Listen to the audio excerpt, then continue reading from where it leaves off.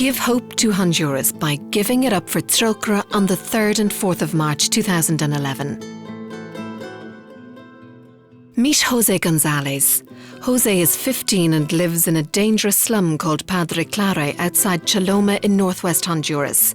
His home is a single-storey, two-bedroom house which he shares with 8 family members. Life in this dangerous slum is difficult, with more than 90% of households living without running water or a toilet. Sewage flows openly along the streets, even flowing into people's homes during the rainy season. Disease and sickness are rife, with most children in the community thought to have either hepatitis B or C. Community members pay a local tax to cover basic services such as waste collection and general community upkeep, but no services are received. Their roads remain unpaved, the streets are unpoliced and littered with waste. Gang warfare is rampant in Trocaire, with gangs known to shoot at random, killing innocent bystanders. Between 3 and 4 young people are killed every week, making this an extremely dangerous environment to grow up in. Bullets once tore through José's living room as his father sat alone after a hard day's work. Thankfully, nobody was hurt, but the house is scarred with bullet holes as a constant reminder of this violent attack on their home. As a result of this unprovoked attack, José does not feel safe in his own home. José's mother worries every day for her family's safety. La mayor dificultad, la inseguridad, es una de las mayores dificultades de ver de que muchos jóvenes aquí se mira pues casi a diario, mira cómo matan los jóvenes aquí.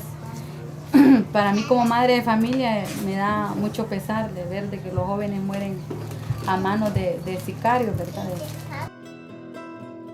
José, like many 15-year-old boys, is sports mad. He attends school in the afternoons where he likes to play football with his classmates. He watched almost every game of the 2010 World Cup and would like to practice more at home, but is afraid to make the short journey to the local football pitch for fear of gang attacks. With support from Trocaire, there is hope for José and his family. Trocaire supports José's family through our partner Codemo. Codemo helps slum communities to improve living conditions for community members. José's mother, Juana, is an active Codemo member and, as a result of her training, sits on the Trocaire local council. The council are at the final stages of lobbying for a sewage system, and their next ambition is to create employment programs for young people. With such a high level of unemployment in the community, it's getting increasingly difficult for young people like José to withstand intimidation to join gangs. José admires his mother greatly and feels she has become more confident and wise since getting involved in Codemo. She is a source of great advice and guidance in his life, encouraging him to study a profession so that he will get a job like his older brother and not be tempted to join a gang. He recognises that opportunities for young people in Trocaire are very limited, but he hopes to join an employment programme where he can learn a profession and get a job and help to support his family. With more money, he hopes that his family can one day move to a safer neighbourhood with better living conditions where he can enjoy walking the streets without fearing for his safety. Trocaire has worked in Honduras for over 20 years. We work in partnership with local organisations that are run by local people who best understand the needs of their communities. When we help people, we work with them so that they can drive the entire process themselves. Honduras is in Central America and borders the Caribbean Sea and the North Pacific Ocean. It shares land borders with El Salvador, Guatemala and Nicaragua. The country is spread across 112,000 square kilometres and is almost twice the size of Ireland. Honduras has a young population, with 50% of its 6.8 million inhabitants under the age of 19. With an average annual income per person of only $970 or €700, Honduras is the 3rd poorest country in Latin America. The country experiences extreme weather, with drought in the summer and heavy flooding and hurricanes during the rainy season. Drought can cause crops to fail, which is devastating for the rural farmers who depend on these crops to feed their families and earn an income. Severe flooding in an urban community like José's destroys homes and can cause disease as raw sewage flows into houses. In 1998, Hurricane Mitch devastated Honduras, killing around 5,600 people and causing about $2 billion in damage. The country is still trying to recover from the disaster and is trying to better prepare in case such a catastrophe happens again by building hurricane-proof houses and preparing better evacuation plans. Honduras is a very unequal country with a high level of poverty. 2/3 of Honduran families live in poverty, with almost half living in extreme poverty. There is a large divide between what the rich and the poor earn. The richest 20% of households earn more than half of the country's income, while the poorest 20% of households earn only 3% of total income. The rural poor depend largely on their land to make a living. Due to ongoing land struggles, almost half of the rural population have little or no access to land, while a handful of rich landowners and corporations own thousands of hectares, often seized unlawfully from poor families. For those families with land, floods during the rainy season and drought during the summer months can cause crops to fail, leaving them with no food. Older family members often have no choice but to move to nearby towns to find work to feed their family, leaving younger family members alone and vulnerable in isolated rural communities. Over half of the population living in towns are poor. Workers are often paid very little and their rights are ignored by employers, leaving many families struggling to get by on low wages. Parents often have to work long hours in poor conditions to earn a basic wage, leaving their children alone for long periods and at risk of joining gangs. Nahali lives in the La Confianza camp with her parents, older sister Diana, who's 17, and younger brother Danny, who's 11. Her family moved here to support the Muka land movement in taking a stand against rich landowners who took their land and the members of the government who supported their illegal practices. For years, rich landowners forced peasant farmers from their land using unlawful methods, with the Honduran government turning a blind eye to the unfair treatment of these vulnerable people. Through the Muka land movement, Nahali's parents are trying to secure title deeds to their own piece of land.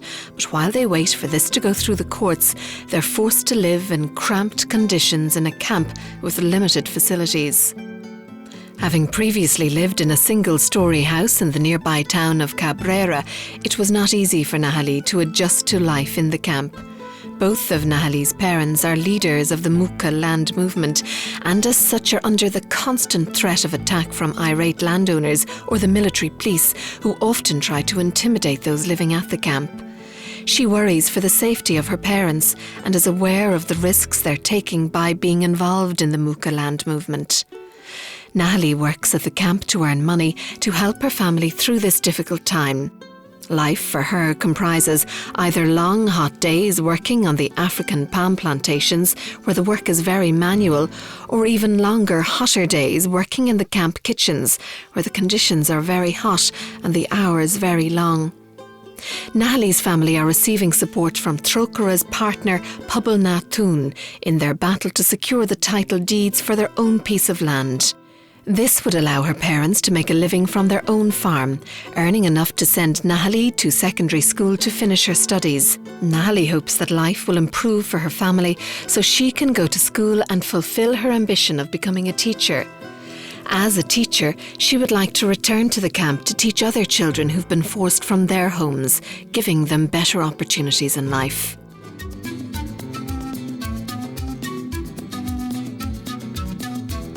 Reynaldo Rodriguez and his wife Maria and 16-year-old daughter Lourdes live in the Panama community in North Honduras.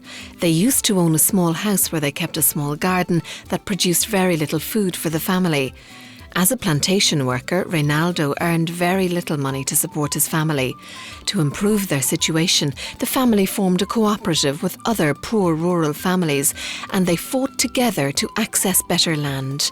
Eventually, they received a larger, more fertile piece of land to share among the families in the cooperative. When the family first got their land, they had no idea what to grow or how to use their land.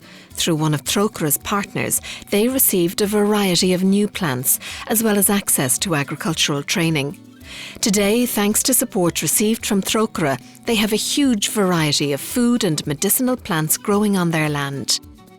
The family now produce more than enough to feed themselves and sell all of their extra produce to neighbours or at the local market to earn income. They no longer struggle to buy basic things. When asked how Trócaire's help has improved their lives, Maria replies, Muy bueno, ha sido muy bueno. Sí, porque cuando a veces viene el vecino, véndame una libre yuca, entonces tal vez me falta la sal, vendo la yuca, compro la sal.